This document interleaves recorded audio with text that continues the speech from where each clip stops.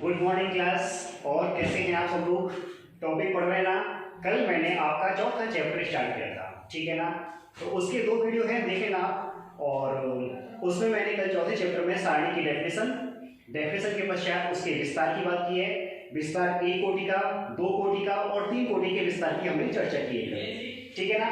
उसके पश्चात हमने उस सारणी में ही और आव्यूह के अंतर को समझाया। तो इतना कुछ समझने के बाद अब आप देखिए, हम चलते हैं नेक्स्ट पॉइंट हमारे पास आता है। क्रमबद्ध तरीके से चल रहा हूँ, उप सारणिक एवं सेकंड। तो आप इनको फिगर करते जाएं, ठीक है? ये फिगर काम है एकदम से। उप सारणिक और सेकंड। देखो यहाँ पे एक शब्द लिया है मैंने, सेकंड। तो याद रखो, आप नेक्स्ट जब 5वां चैप्टर पढ़ेंगे ना, तो उसमें एक शब्द आएगा सेकंडज। तो सेकंड और सेकंडज में अंतर समझना।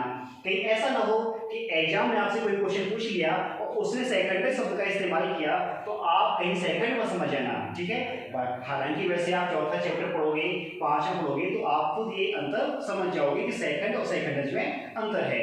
तो हम बात करेंगे आज उपसारणिक और सेकंड की। तो सबसे पहले हम चलते हैं उपसारणिक माइनस एंड कोफैक्टर्स, ठीक है? तो सबसे पहले एक डेट लिया मैंने, date A is equal to A11 A12 A13 A21 A22 A23 A31 A32 A33। एक मैंने 3/3 का डेट लिया, ठीक है? अब आपको यहाँ पे उप सारणी की बात की है, तो प्रत्येक एलिमेंट का उप सारणिक होता है, ठीक है ना? तो यहाँ पे हमारे पास एलिमेंट कितने हैं? 9। तो हमारे पास उप सारणिक कितने होंगे?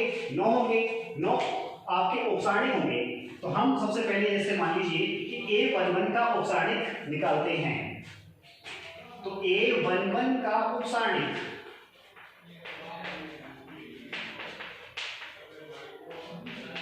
A11 के उप सारणिक को M11 कहा जाएगा, -11, ठीक है ना? और इसका हो गया A11 का पहली रो और पहले कॉलम के एलिमेंट को छुपा लीजिए आप। तो क्या लिखा मैंने? A22 A23 A32 और A33। ये आपका A11 का उप सारणिक M11 आ गया। क्लियर हुआ? इसके बाद मान लीजिए आपसे A12 का पूछें, A12 का उप सारणिक, A12 का उप सारणिक, तो इसे हम क्या बोलेंगे? M12। क्लियर है ना? तो M12 अर्थात पहली रो सेकंड कॉलम, पहली रो और सेकंड कॉलम के एलिमेंट को छुपाएंगे। पहली रो सेकंड कॉलम, तो क्या एलिमेंट दिख रहे हैं आपको? A21 A23 A21 A23 A31 और A33। मान लीजिए आपको कि A22 का उप सारणिक ज्ञात करना है, ठीक है? इसी प्रकार से और फाइंड कर सकते हैं आप लोग। तो A22 का उप सारणिक ध्यान देंगे,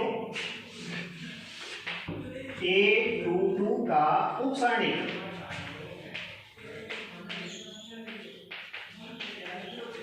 इसे क्या बोलेंगे हम? M22 is equal to M22 का हो गया second row second column. Second row ये आपके पास है, सेकेंड कॉलम ये आपके पास है। तो इनको छुपाने के पश्चात क्या दिख रहा है? A11 A13 A11 A13 और A31 A33। क्लियर हुआ? तो इस टाइप से आप इसके उप सारणिक ज्ञात कर सकते हैं। चलिए एक एग्जांपल देखते हैं। सबसे पहले हम 2/2 का एग्जांपल देखेंगे कि मान लीजिए आपको डेट ए दिया है 2 3 0 -5। ये 4 एलिमेंट हैं। 4 एलिमेंट क्या क्या है? इसको A11 बोलेंगे, इसको A12 बोलेंगे, इसको A22 बोलेंगे और इसको A21 बोलेंगे। क्लियर हुआ? ये मैंने सिंबल इसलिए दे दिए ताकि आपकी क्लियर हो जाए, बाकी का सिंबल देने की आवश्यकता नहीं है। अब आपसे पूछा कि 2 का उप सारणिक क्या होगा? 2 का उप सारणिक, तो देखो ध्यान से, सिंबल को दिए थे मैंने कि 1 1 पहली रो और पहली कॉलम को छुपाने के बाद क्या बचता है आपके पास? -5। क्या आता है? -5। ये इसका आंसर हुआ। आपसे पूछे -5 का उप सारणिक क्या होगा? तो -5 four side 2 2, second row second column, तो आपके पास क्या आएगा 2 आ जाएगा। क्लियर हुआ?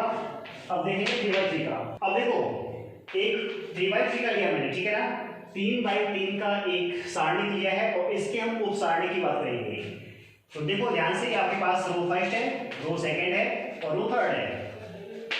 चलिए मान लीजिए आपसे कहा इसने कि 1 का 1 का उप सारणी, तो 1 का उप सारणी ये कौन सा एलिमेंट है, A11, अर्थात क्या कहलाएगा M11। देखो ध्यान से फर्स्ट रो फर्स्ट कॉलम को छुपा लिया, क्या दिख रहा है -1 2 और 1 -2। जब 3/3 का हो तो किस टाइप से निकालेंगे, मल्टीप्लाई कर दो, इसका मल्टीप्लाई से कितना हो जाएगा 2 -2 इज इक्वल टू क्या हो गया 0। तो 1 का उप सारणी M11 का मान क्या हुआ हमारे पास 0 हुआ। अगर मान लीजिए आपको इस 3 का निकालना है, 3 का उप सारणी,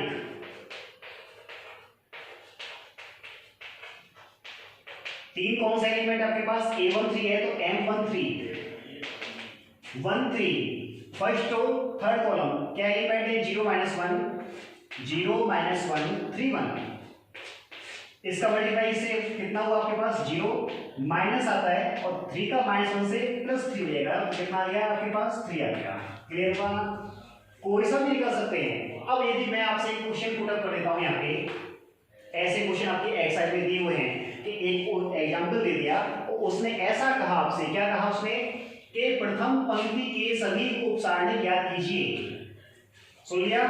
प्रथम पंक्ति के सभी उप सारणी, तो आपको 1 का 2 का 3 का उप सारणी इस विधि से ज्ञात करना है। अगर आपसे कह दे कि द्वितीय पंक्ति के सभी उप सारणी, तो 0 का उप सारणी, देखो यहाँ पे लिख देता हूं मैं 0 का उप सारणी,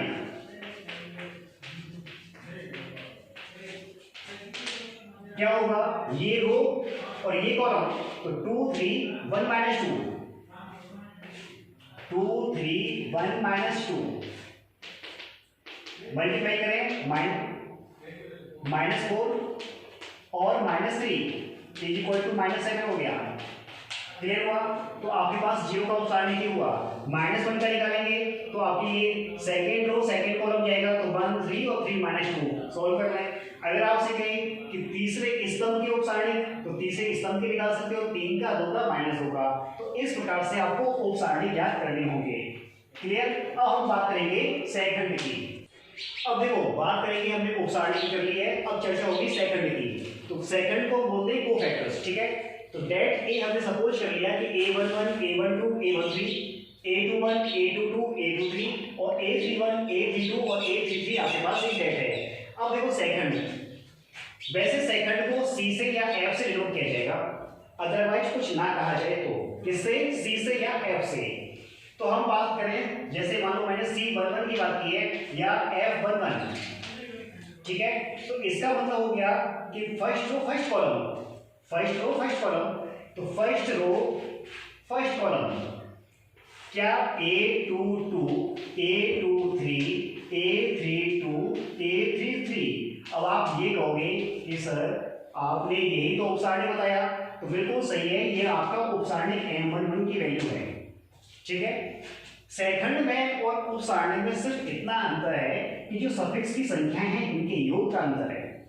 अगर सफिक्स की संख्याओं का योग आपकी सम संख्या आती है तो साइन आएगा पॉजिटिव का चिन्ह, ठीक है ना, और यदि आपकी विषम संख्या आती है उसके पूर्व साइन आएगा माइनस का चिन्ह।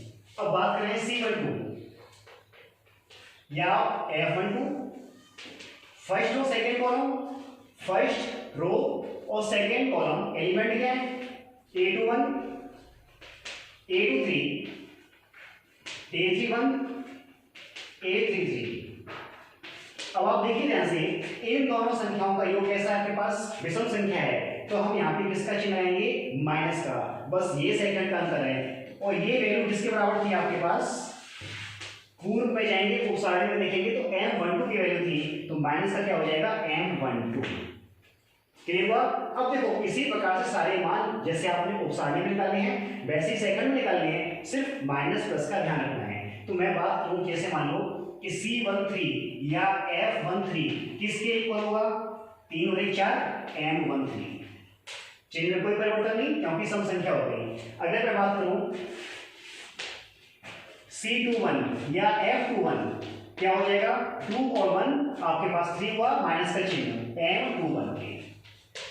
या C33 की बात की मैंने, या F33 तो क्या होगा हमारे पास? 3 और 3 6 पॉजिटिव आपके पास चिन्ह आएगा क्योंकि आपके पास सम संख्या हो गई का योग, तो कितना? M33। सभी क्लियर हुआ? कहने का अर्थ ये है कि उप सारणी जैसे आप ज्ञात कर रहे हो वैसे सेकंड ज्ञात करना है, लेकिन चिन्ह का ध्यान रखना है कि यदि सफिक्स की संख्याओं का योग, यदि सफिक्स की संख्याओं का योग सम संख्या हो तो चिन्ह आपका प्लस यूज किया जाएगा, और सफिक्स की संख्याओं का योग विषम हो तो चिन्ह आपका माइनस यूज किया जाएगा। यही आपका सेकंड है। ठीक है, अब देखो आपने उप सारणी को सेकंड के बारे में समझ लिया। अब सबसे इंपॉर्टेंट सारणी में टॉपिक है वो है आपके सारणी के गुणधर्म। ठीक है, आपका सारणी से 3 नंबर का एक क्वेश्चन आता है, तो याद रखिए 99% आपका इसी से आएगा, गुणधर्मों से। कहने का अर्थ है कि सारणी के गुणधर्मों के माध्यम से हम सारणी के सवाल को जल्दी हल कर लेते हैं। अगर हम विस्तार करने की बात करें तो संख्यात्मक मान के जो विस्तार होते हैं वो तो इजी होते हैं, लेकिन फंक्शन दे दिए जाए ना तो वहां समस्या आती है कि उनके विस्तार करने बैठेंगे ना तो सवाल काफी लंबा हो जाता है। तो इस हिसाब से इनकी प्रॉपर्टीज बनाई गई हुई है। तो प्रॉपर्टीज 7-8 प्रॉपर्टी है इसकी, देखते हैं। नंबर 1, सभी प्रॉपर्टी को ध्यान से देखेंगे, मैं लिखता भी आ रहा हूं। ठीक है, तो आप ये फेयर में लिख लेना कि यदि किसी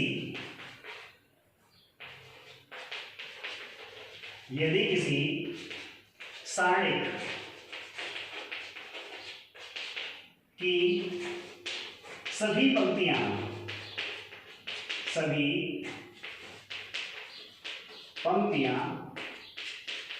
या स्तंभ को परस्पर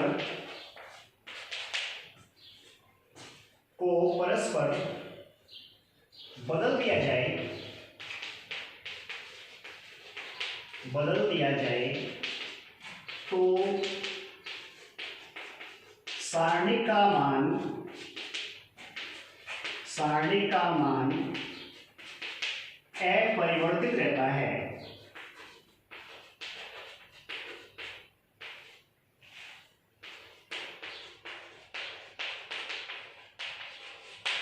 समझिए मैंने क्या पॉइंट लिखा है। यदि किसी सारणी की सभी पंक्तियां ऑब्लिक स्तंभ को परस्पर, शब्द ध्यान से देखें, या तो आप ऐसे बोलेंगे यहाँ पे कि यदि कोई सारणी है उसकी सभी पंक्तियों को स्तंभ में और स्तंभ को पंक्तियों में, या फिर एक ही बात वर्ड यूज कर लो, पंक्ति या स्तंभ को परस्पर करते हैं, पंक्तियों को स्तंभ में, स्तंभ को पंक्तियों में बदल दिया जाए तो सारणी का जो मान आएगा वो अपरिवर्तित रहेगा, मतलब कोई चेंजिंग नहीं आएगी।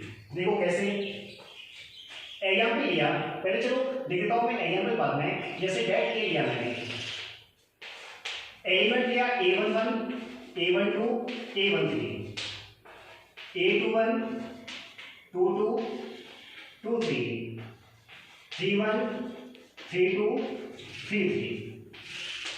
अब देखो ये आपकी R1 है, ये R2 है, ये R3 है, तो R को किस में चेंज कर दें हम? C में। कैसे किया मैंने? A11 आपकी पहली पंक्ति है, A11 पहली पंक्ति को स्तंभ में लिखिए, A12, A13। दूसरी पंक्ति के अवयवों को दूसरे स्तंभ में लिखिए,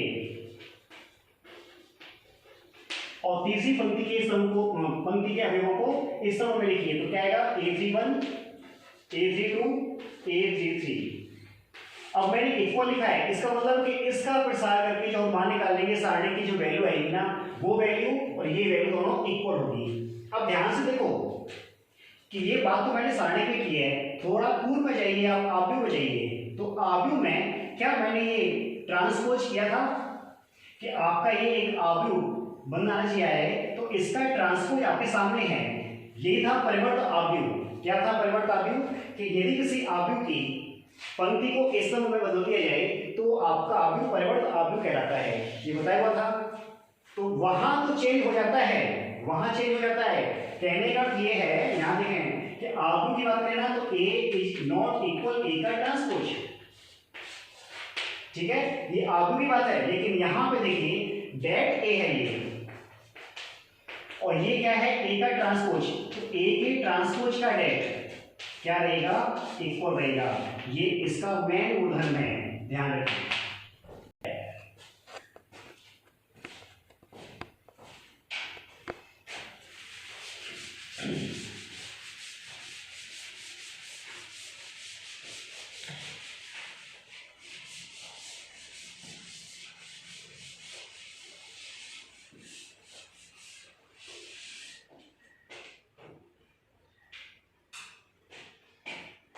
अरे यार, मैं कल से ही चौक पर धोखा खा गया।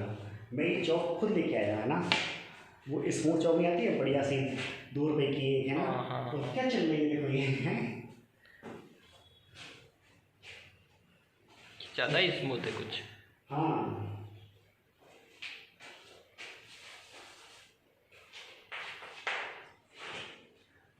सर लेकिन पानी भी चालू कर दिया ना? नहीं क्या, ये क्या, इससे राइटिंग तो अच्छी जमेगी, लेकिन चलने में बहुत। या फिर ये बोर्ड कुछ ऐसा होगा शायद, बोर्ड भी कुछ अलग से होता है उसका। नहीं, यही होता है बोर्ड तो। यही होता है ना? हाँ, पता नहीं क्यों ऐसा हो रहा है। सबसे अच्छी राइटिंग है ना वैसे, ये कलर की ये बोर्ड है ना, इस पे बहुत अच्छी। इस पे अच्छी चीज़ ये तो बेस्ट है, इसको भागते नहीं है। हाँ। खुद से भागेंगे, देखना। वो मेरे बाद जैसे पेन खाना के बाद चलाया था मैंने, वो मिल गया ना, फिर देखो कितना मजा आएगा मुझे पढ़ने में। हाँ सर, स्टार्ट कर दो, गोल्ड नंबर 2 पे चलते हैं।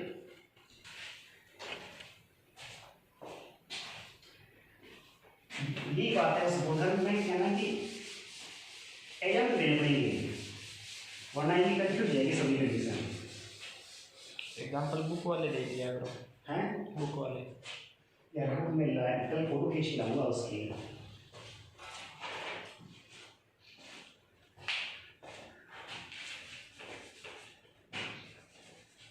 चलो मैं डुबाई डुबाई देता हूँ। स्टार्ट करो।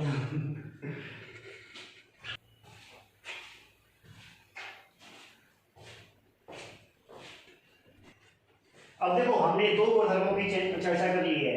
पहला गुणधर्म था कि यदि किसी सारणी की सभी पंक्तियां और सभी स्तंभ परस्पर विनिमय कर दिए जाएं तो सारणी की संख्यात्मक मान में कोई परिवर्तन नहीं आता है। ठीक है, संख्यात्मक मान अपरिवर्तित रहता है। गुणधर्म नंबर 2 पढ़ा था हमने क्या, कि यदि किसी सारणी की 2 पंक्तियां या 2 स्तंभ को परस्पर बदल दिया जाएगा तो क्या होगा, उस सारणी का संख्यात्मक मान तो वही, किंतु चिन्ह चेंज हो जाता है, और दोनों के एग्जाम्पल हमने देखे हैं। अब आपका गुणधर्म नंबर 3 लिखता हूं, ठीक है ना। यदि किसी सारणिक की एक पंक्ति या स्तंभ के सभी अवयव, यदि किसी सारणी की एक पंक्ति या एक स्तंभ के सभी अवयव शून्य हो तो उस सारणी का मान शून्य होता है। सिंपल है तो, ठीक है। कोई भी एक पंक्ति या कोई भी एक स्तंभ के सभी अवयव शून्य हो, जैसे लिख दिया मैंने 1 2 3 0 0 0 1 7 8, और इसको जब आप विस्तार करोगे, यहाँ पे 0 है, ठीक है ना, इसका विस्तार करेंगे तो क्या आएगा, 0 आएगा। बस गुणधर्म का यही यूज करना है कि ऐसे क्वेश्चन आ गया तो आपको विस्तार करने की आवश्यकता नहीं है, सीधे 0 कर दीजिए आप। बस कंपटीशन में यही फायदा होता है। तभी तो मैं कह रहा हूँ कि सारणी की गुणधर्म काफी इंपॉर्टेंट है, मतलब गुणधर्म ही से आपका सारणी का सवाल तैयार होता है। बाकी का विस्तार के तो काफी इजी थे, और विस्तार में भी ये गुणधर्म यूज होते हैं। अब देखो, मैं गुणधर्म संख्या 4 को ध्यान से देखना, क्या लिखता हूं, यदि किसी सारणिक की 2 आसन में एडजेसेंट, दो आसन पंक्तियां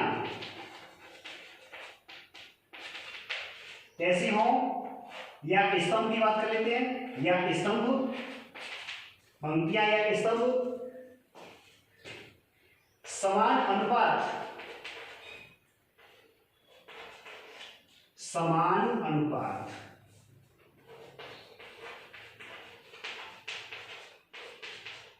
में हो तो उस सारणी का मान भी शून्य होता है, शून्य होता है। देखो यहां पे मैंने शब्द यूज किया दो आसन में, एक तो ये बात समझ लीजिए आप, पंक्तियां या स्तंभ और समान अनुपात किसी रेशियो में होनी चाहिए, तो उस डेट का मान क्या होगा, शून्य होगा। जैसे देखिए आप, मैंने लिखा क्या, A11 लिखा, A12 लिखा, A13 लिखा, यहाँ पे A21 लिखा, A22 लिखा, A23 लिखा, लेकिन यहाँ पे मैंने क्या लिखा, KA11, KA12, KA13। अब देखिए फर्स्ट रो को देखिए और थर्ड रो को देखिए, कहने का अर्थ ये है आपके पास कि आपके पास R1 टेंड्स टू क्या, कि आपके पास R3, अब R3 में किससे मल्टीप्लाई हो रहा है, समान संख्या K से मल्टीप्लाई हो रहा है, किसी अनुपात में है, तो इस डेट की वैल्यू क्या होगी, 0 होगी।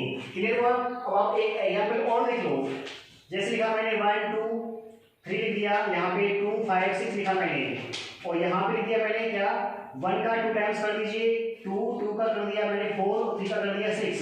तो इस डॉट को जब आप हल करोगे इसकी वैल्यू क्या आएगी, 0 आएगी। यदि इसी में और चेंज करना हो, एक एग्जांपल और देख लो, यहाँ लिखता हूं मैं, लिखा मैंने 1 2 3 और लिख दिया मैंने 2 -5 6, और यहाँ पे लिख दिया मैंने कितना, 1 2 3 लिख दिया। अब आप देखिए यहाँ पे अनुपात में होके क्या है, R1 और R3 इक्वल हैं, तो भी इस डेट का मान क्या होगा, शून्य होगा। तो ये तो मैंने अनुपात लिख के दे दिया, बाकी का इक्वल भी होता है। तो यदि किसी सारणी की दो आसन पंक्तियां या स्तंभ किसी अनुपात में हो या फिर समान हो, तो उस सारणी का मान क्या होगा, 0 होगा। सीधे हम इस तरह से सॉल्व करते हैं। हमने सारणी के 4 गुणधर्मों की चर्चा कर ली है। गुणधर्म नंबर 5 देखें ना से, मैंने इसमें लिखा, यदि किसी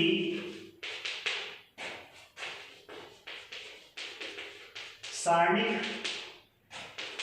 की एक पंक्ति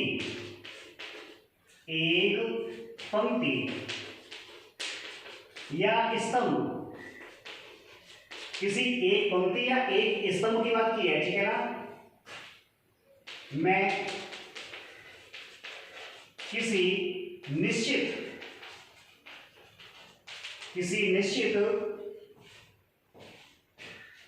राशि से गुणा किया जाए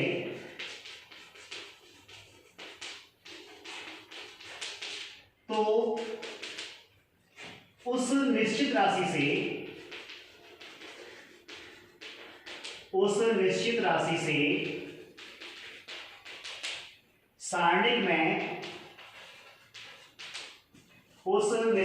से सारणिक में गुणा हो जाता है। समझिए कैसे, जैसे मान लीजिए मैंने डेट के लिया और लिखा मैंने क्या, कि इसमें किसी से मल्टीप्लाई किया मैंने, किससे किया, के से कर लिया। चलिए समान राशि मैंने के ले ली है, के A1 ले लिया, के A2 ले लिया, के A3 ले लिया। यहाँ चेंज नहीं करेंगे क्योंकि मैंने एक ही पंक्ति को गुणा करना था। यहाँ B1 B2 B3, यहाँ C1 C2 C3। कोई अनिवार्य नहीं है कि हर बार A11 को एग्जाम्पल दिखाने के लिए यहाँ पे संख्या ले ली है मैं तो देखो फर्स्ट रो में K से मल्टीप्लाई है, तो इसको आप कैसे लिखोगे, k into A1 A2 A3 B1 B2 B3 C1 C2 C3। यहां ध्यान से समझिए आप लोग, ठीक है। एक हमें कोई रूल मिलने वाला है, मैंने किससे मल्टीप्लाई किया, k से मल्टीप्लाई किया, तो हमारे पास क्या आ गया k into A1 A2 A3 B1 B2 B3 और C1 C2 C3। ध्यान से देखें कि आपके पास R1 में ही k था, ठीक है। जब हम आव्यूह में जाएं तो आव्यूह में हमें प्रत्येक एलिमेंट से कॉमन देखते थे हम, लेकिन मैंने आपको वहां बताया होगा कि सारणी में ऐसा नहीं होगा कि कॉमन केवल एक पंक्ति से या एक स्तंभ से मिल जाए हमें, ठीक है। चलो और क्लियर करते हैं। मान लीजिए आपके पास ऐसे लिखा हुआ है KA1 KA2 KA3 KB1 KB2 KB3 और C1 C2 C3 लिख दिया मुझे। तो देखो क्या कॉमन मिल रहा है, पहली पंक्ति से k और दूसरी पंक्ति से भी k, तो k कितनी बार मिल रहा है, 2 बार, तो k इस बार लिखा जाएगा यहाँ पे A1 B1 C1 A2 B2 C2 और A3 B3 C3, ठीक है ना। अगर मान लीजिए तीसरी पंक्ति में भी हो तो क्या लिखेंगे आप, k का cube A1 B1 C1 A2 B2 C2 और A3 B3 C3। मतलब फर्स्ट पंक्ति से k कॉमन, सेकंड पंक्ति से k कॉमन, थर्ड से अगर k हो तो k कॉमन, तो हमें कितनी बार मिलेगा, इतनी बार मिलेगा। अब आपके पास यदि कोई सारणिक n कोटि का है, n कोटि का हो गया जैसे 2x2 का हो या 3x3 का हो, तो हमें उसमें कितनी बार k मिल सकता है, तो देखिए ध्यान से, यदि सारणिक n कोटि का हो, n कोटि का हो, तो हम क्या लिखेंगे, जैसे k इंटू a का डेट और k की पावर n डेट k, ये आपका गुणधर्म तैयार होता है। ध्यान से देखें, पहली पंक्ति में एक बार k, दूसरी पंक्ति में अगर 2 बार k है तो k स्क्वायर आएगा, तीसरी पंक्ति में भी k हो तो k क्यूब आएगा, चौथी पंक्ति में k हो तो k 4 आएगा, n पंक्ति में हो तो k n आएगा, बाकी का डेट k आपके साथ होगा, ठीक है ना। गुणधर्म नंबर 5। गुणधर्म संख्या 6, ठीक है, लिखता हूं। यदि किसी सारणिक की एक पंक्ति या एक स्तंभ, ध्यान सुने, दो पदों के योग के रूप में हो, दो पदों के योग के रूप में हो, तो वह सारणिक,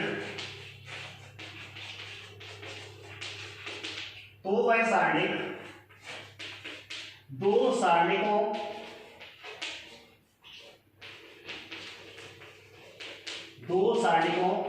के योग के रूप में व्यक्त होगा। कैसे, देखो, मान लीजिए मैंने यहां पे दिया A1 plus alpha B1 C1, A2 plus beta B2 C2, A3 plus gamma B3 C3। या तो कोई पंक्ति ले लो या कोई भी स्तंभ ले लो, कोई भी एक पंक्ति होनी चाहिए, कोई भी एक स्तंभ होना चाहिए, अन्यथा ये रूल फॉलो नहीं होगा, ठीक है ना। तो क्या किया मैंने, दो सारणी के योग के रूप में व्यक्त करने की बात की है, तो पहला एलिमेंट लीजिए A1 A2 A3, यहां सेकेंड कॉलम लीजिए B1 B2 B3 और थर्ड लीजिए C1 C2 C3 प्लस, अब देखो फर्स्ट कॉलम के जो एलिमेंट बचा था अल्फा ले लो, अल्फा बीटा गामा, बाकी का सेकेंड और थर्ड कॉलम में कोई परिवर्तन नहीं, वैसे लिखिए B1 B2 B3 और C1 C2 C3। तब कोई एक सारणिक दिया हो, उसकी कोई भी एक पंक्ति हो या एक स्तंभ हो, दो पदों के योग के रूप में हो, देखो दो पदों के योग के रूप में है, ऐसा नहीं कि ये प्लस में है, ये प्लस में दे दिया जाए, ये प्लस में दे दिया जाए, नहीं, कोई भी एक पंक्ति हो, कोई भी एक स्तंभ हो, ठीक है ना, तब वह सारणिक दो सारणिकों के रूप में किस प्रकार से योग के रूप में व्यक्त होता है सामने लिखा हुआ है, देख लो, ठीक है। अब आप देखिए आपकी P7 का हो गया प्रॉपर्टी नंबर 7, क्या है देखो ध्यान से। मान लीजिए कि आपको कोई एक डेल्टा x दे रखा है, समझ गए, सारणिक है, और क्या दे रखा है, मान लो आपको दे रखा है R1x, R2x, R3x। R1x का अर्थ यहाँ पे केवल एक एलिमेंट से नहीं है, देखो कैपिटल लेटर्स में लिखा हुआ है, कहने का अर्थ है कि R1 पूरी रो आपके x के रूप में है, R2 आपकी पूरी x के रूप में है, R3 आपकी पूरी x के रूप में है। जैसे आप लिखते लियो ना फंक्शन ऑफ x, कि कोई फलन आपका पूरा x के रूप में है, x स्क्वायर प्लस 5x लिख दिया मैंने, या fx इक्वल टू मैंने x क्यूब प्लस 7x, कुछ भी लिख दो, लेकिन फंक्शन कैसा है, x के रूप में है। अगर मैं बात करूं फंक्शन ऑफ y, तो क्या होगा, y स्क्वायर प्लस 7y लिख दिया मैंने। अगर मैं लिखूं फंक्शन ऑफ xy, तो इस बात का हो गया कि उस फंक्शन में x और y दोनों ही होंगे, तो क्या लिखा जाएगा आपके पास, x square plus y square हो सकता है, x square minus y square हो सकता है, कैसे हो सकता है, ठीक है ना। इसको आप फंक्शन ऑफ xy नहीं कह सकते हो, इसको आप फंक्शन xy नहीं कह सकते हो, ये केवल फंक्शन ऑफ x है, और ये फंक्शन है y है, और ये फंक्शन xy है। तो इसी प्रकार से कि R1 आपकी पूरी पंक्ति R1 x के रूप में हो, R2 x के रूप में हो, R3 x के रूप में हो, तो मैंने यहाँ लिखा d/dx ऑफ डेल्टा x। क्या आप ये बात समझ गए, d/dx का क्या होता है, 11th क्लास में आपने पढ़ लिया है, डिफरेंशियल मतलब सारणिक का हम समाकलन की चर्चा कर रहे हैं यहाँ पे, ठीक है ना। तो क्या करेंगे आप, या तो R1 डैश x लिखो, डैश का अर्थ भी d/dx होता है, ठीक है, या फिर यहाँ पे d/dx ऑफ R1x लिख दो। चलो मैं वैसे लिख देता हूँ, क्योंकि डैश वाली बात अभी यहाँ पे क्लियर नहीं होगी। d/dx ऑफ R1x, R2x और R3x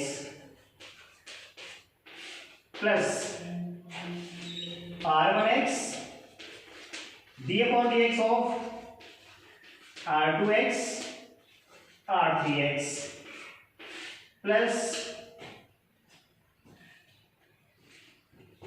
R1x, R2x और d/dx ऑफ R3x।